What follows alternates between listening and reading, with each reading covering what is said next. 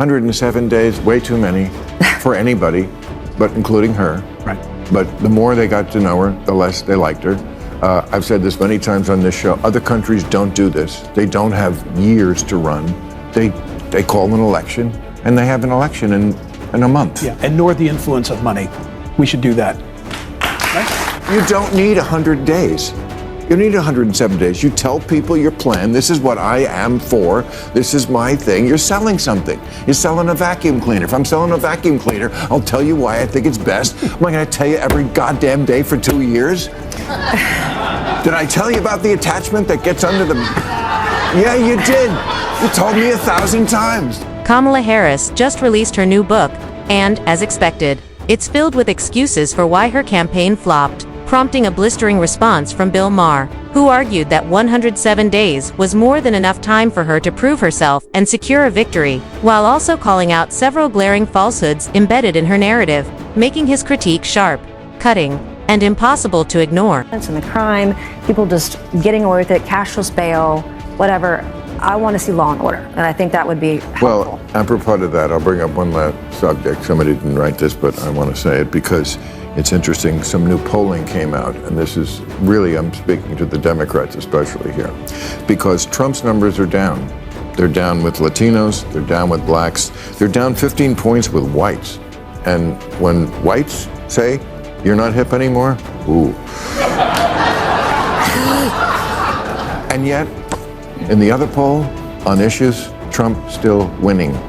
So this is your big opportunity, Democrats. He's down in the numbers, and you still can't score. Maher opens by noting that the latest polls show Trump losing ground with voters, but he points out that on the issues that truly matter to Americans, the economy, the border, and foreign conflicts, Trump remains firmly in the lead, insisting this should be the Democrats' moment to regroup, adjust their strategy, and deliver real results. Yet they remain distracted by woke politics and culture wars that only resonate within their own echo chamber. And just when it seems he's finished, Maher drops a revelation big enough to leave the entire... Ask who has a better plan. Republicans crushing it on crime, immigration, wars, the economy, even corruption.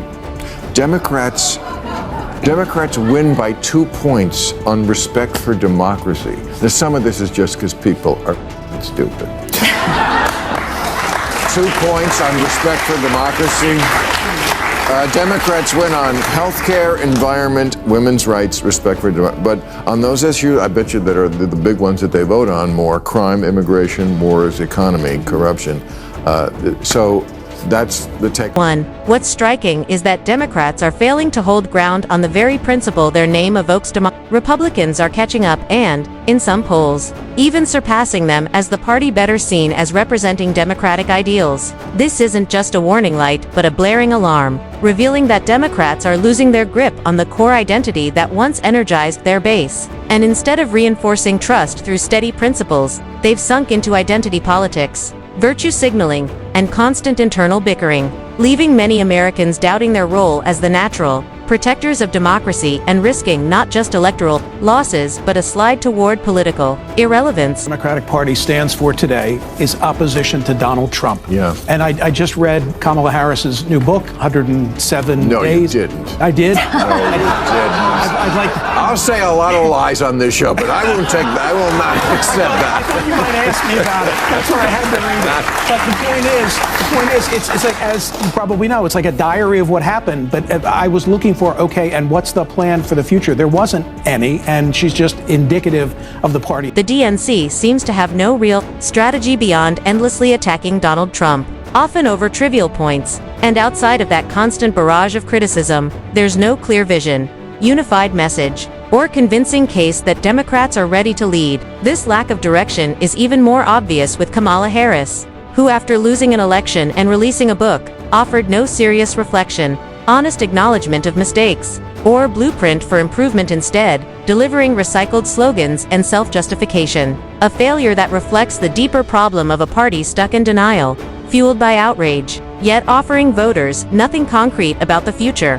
The reasons she lost. She's rewriting history in the book, too. She's now against men and women's sports. Like, come on. Like, they tried to dismantle Title IX against women when she was vice president. Right. I mean, that's just one of many examples. She could have where- had 701 days and would have still lost that race. But you're right. The whole- data says it's cost of living, it's inflation, it's immigration, illegal immigration, all those things. Everything else is at the Seems to be inching away from the same woke politics that derailed her career, which at first glance looks like progress.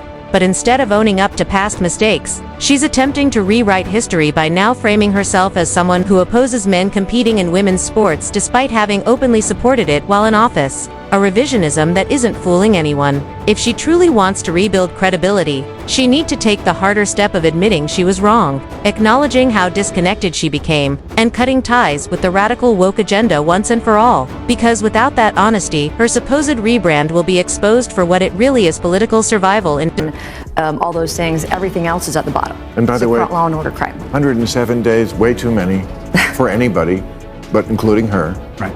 But the more they got to know her, the less they liked her. You don't need 100 days. You need 107 days. You tell people your plan. This is what I am for. This is my thing. You're selling something. You're selling a vacuum cleaner. If I'm selling a vacuum cleaner, I'll tell you why I think it's best. I'm not going to tell you every goddamn day for 2 years. Maher goes straight for the jugular in his critique of Kamala Harris's book, arguing it reads less like reflection and more like a long list of excuses, with her central defense hinging on the infamous 107 days she claims was too short to get her message out and connect with voters, a narrative he dismisses as a complete fallacy, pointing out that Americans didn't turn away because of the calendar but because, stripped of the protective cover of the vice presidency, Harris failed to show authenticity or credibility when the spotlight hit hand. She came up short on all three. This many times on this show, other countries don't do this. They don't have years to run. They call an election, and they have an election in a month. Yeah, and nor the influence of money.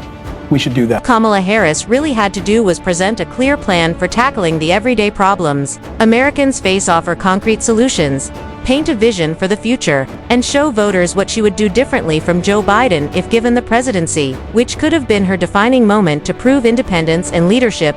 But instead she delivered nothing, no answers, no roadmap, no bold agenda, as if she expected voters to hand her power without demanding a single plan in return. And that exposes the heart of the problem.